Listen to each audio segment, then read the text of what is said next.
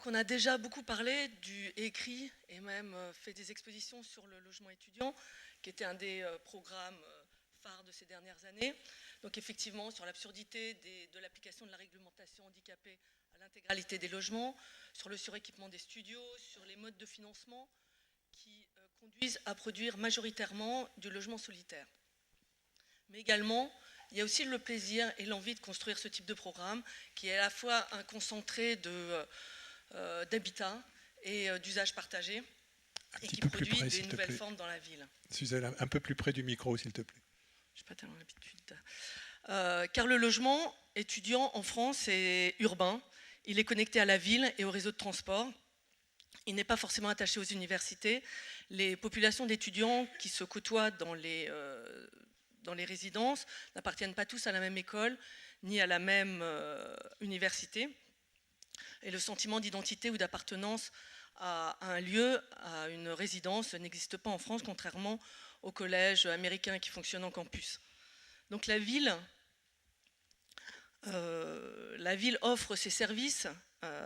L'étudiant sort, il va au cinéma, au concert, au théâtre, à la bibliothèque. Et la résidence, du coup, a tendance à réduire ses services. L'étudiant apprend donc à vivre dans son logement suréquipé, seul dans la ville.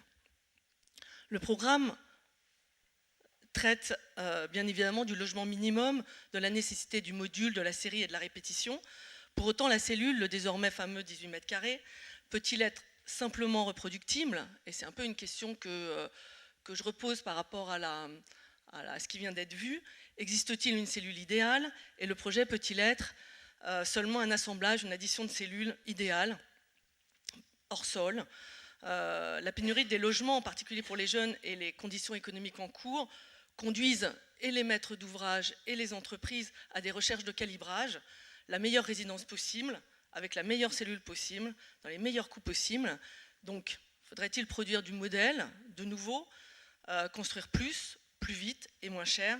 Je pense que la question, on l'a déjà entendue plusieurs fois au XXe siècle, on a déjà entendu ça. Donc les deux bâtiments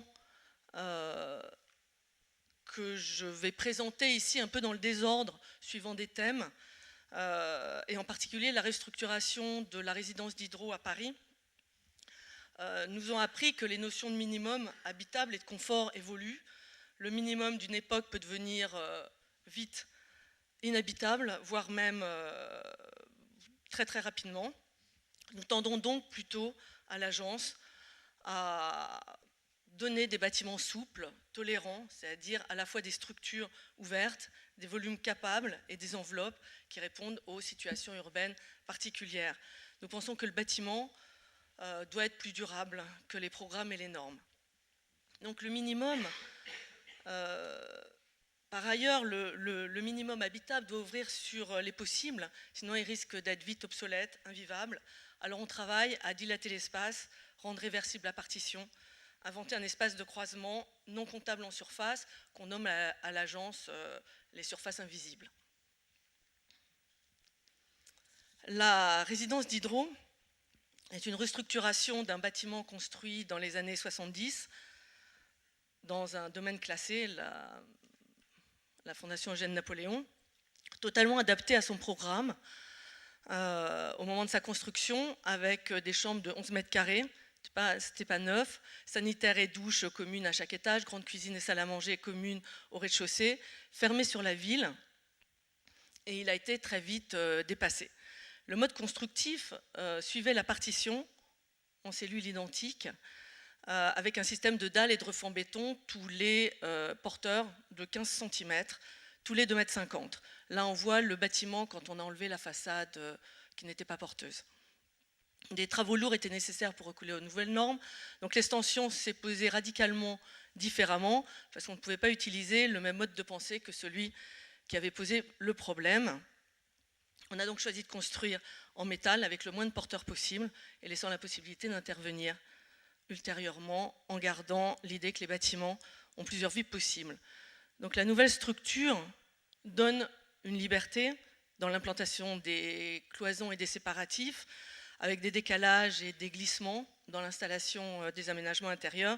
Et c'est bien, comme on l'a dit, le système constructif qui rend possible la flexibilité future. Voilà, le bâtiment dans la ville. L'autre bâtiment, le bâtiment de la résidence Marguerite Yourcenar à Évry, part du sol, il se lie comme un ruban qui s'enroule autour de la parcelle, puis se développe en vertical dans le ciel. Il fait 14 niveaux. Il répond par cette figure unique aux différentes situations rencontrées, et ce mouvement met en scène au croisement la trouée du jardin et le soulèvement de la tour. C'est bien évidemment par là aussi que les étudiants rentrent. Structurellement, la résidence se compose d'un bâtiment horizontal, mince, orienté principalement nord-sud et porté longitudinalement et en façade, et d'un bâtiment vertical, la tour avec une épaisseur plus importante, orientée est-ouest et portée plus classiquement par des refends et qui reprennent les efforts au vent.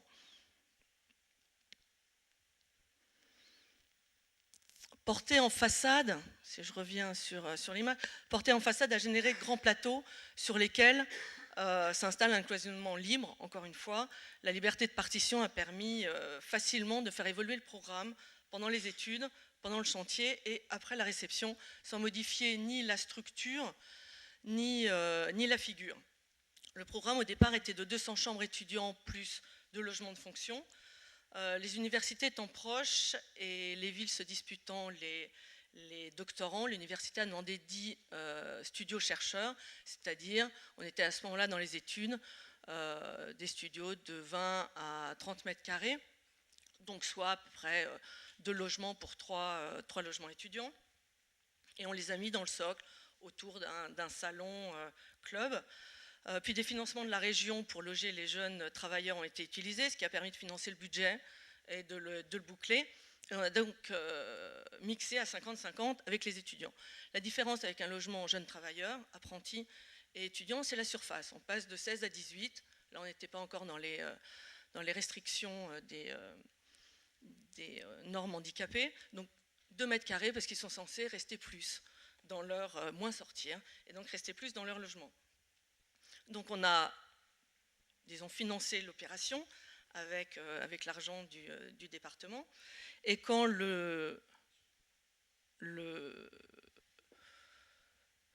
après la réception, on s'est aperçu en fait que les chercheurs ne se précipitaient pas du tout à Évry pour y habiter. Et donc le Crous a inauguré une chambre hôtelière avec service de petit déjeuner pour les invités des universités. Et la ville aussi, d'ailleurs, utilise cette chambre qui est, pour ses invités, qui est bien plus sympathique que l'hôtel, le Campanile, d'ailleurs, qui est à côté. Donc, le programme s'est mixé, il s'est réinventé, enrichi. La vie est différente, sûrement un peu plus calme, un peu plus diverse. Et un jour, peut-être, on pourra aménager dedans des colocations, ce que j'aimerais bien. Et en tout cas, c'est possible. Parce que l'autre question, c'est un peu comment habiter chez soi pour un étudiant, mais encore un peu ensemble. Et dans la phase de déprogrammation, qui est prélude au projet, le travail de l'agence s'attache au parcours et au déplacement, aux dynamiques. Et les circulations et les espaces extérieurs sont utilisés pour retrouver des lieux de croisement, de rencontres. Donc pas de balcon individuel, mais au contraire des galeries communes, donnant sur un jardin, ou de grandes loggias ouvrant sur la ville. Ces lieux sont déchaunés, ils sont maintenant déplanchérisés, ils sont cachés dans les comptes de surface, ils n'apparaissent pas et ils sont donc invisibles. Ils reconnectent la personne avec la ville, le paysage, le sol, le ciel. L'enveloppe maintenant d'un bâtiment est complexe, elle est constituée de plusieurs pots qui, une répond au monde sensible, une autre assure l'étanchéité et encore une autre englobe l'intériorité. La perception du bâtiment dans la ville est indépendante maintenant des espaces et des programmes intérieurs, il n'y a plus du tout raison pour ça.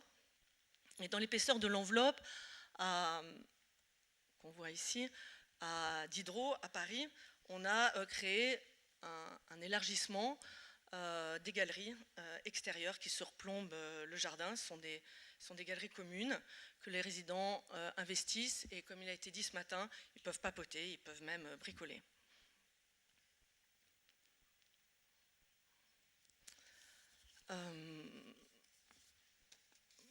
quand on est dans une tour à Évry, on est même une petite tour de 14 niveaux, on est loin du jardin, la tour renvoie au grand paysage, mais éloigne du sol, elle peut générer une sorte d'anonymat. On a donc creusé des loggias pour fumer une cigarette, on ne retourne pas en bas dans le jardin. Donc on a creusé des loggias à Évry jusqu'à la circulation. La lumière arrive dans la circulation et au contraire la couleur jaillit inversement. Les étudiants se retrouvent là aussi, dehors, avec des vues incroyables sur le grand paysage. À la résidence, toujours cette résidence Marguerite Yourcenar, on a pu développer le dispositif expérimenté à la résidence Diderot sur le décalage de la structure acier par rapport au refend béton, créant 2 lieux, celui des services à l'entrée et celui du séjour vers la fenêtre. Ce décalage introduit, on connaît bien une dilatation de l'espace, tout n'est pas donné à voir tout de suite.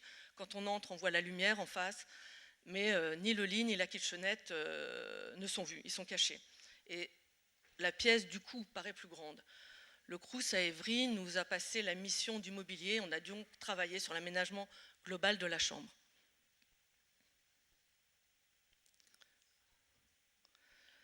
Pour ces 2 opérations livrées en 2011, les logements avaient en moyenne une surface de 16 mètres carrés et la réglementation handicapée n'était pas encore strictement applicable.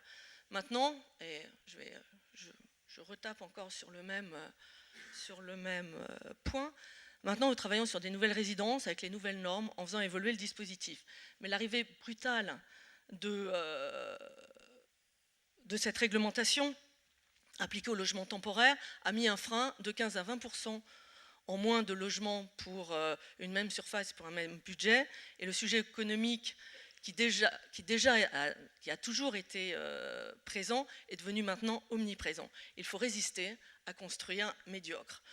Et plutôt que la recherche du meilleur modèle économique, qui moi me fait un petit peu peur, il me semble qu'on peut effectivement réinterroger, comme le disait Emmanuel Colbock, peut-être que l'État pourrait réinterroger cette réglementation, en tout cas pour les logements temporaires meublés, où les étudiants restent quelques mois, mais aussi nous pourrions penser à plus globalement la ville et ses usages croisés, sur réfléchir à l'îlot et pas à la parcelle, à des mutualisations de programmes et à des équipements techniques ou à des alternances d'usage. Actuellement, on expérimente une même installation de chauffage et d'eau chaude sanitaire entre un équipement qui est une université, mais qui pourrait être aussi une école qui est utilisée 2 jours, et des logements utilisés principalement le soir et la nuit. Ça permet d'économiser à la fois sur le coût des travaux, sur la maintenance et sur les consommations. Un gymnase aussi peut être utilisé par les scolaires le jour et par les chercheurs et les étudiants le soir, et ainsi économiser le coût et rentabiliser cet équipement. On pourrait aussi occuper les résidences l'été par les stagiaires et les étudiants étrangers, proposer aux associations, aux villes, l'utilisation des salles polyvalentes pour des événements, etc. Et peut-être que de toutes ces réflexions qui émergent, sortiront des programmes qui sont plus mixés, plus ouverts, plus mutualisés, plus pensés globalement plus économiques, bref, mieux construits et plus durables. Merci Suzelle.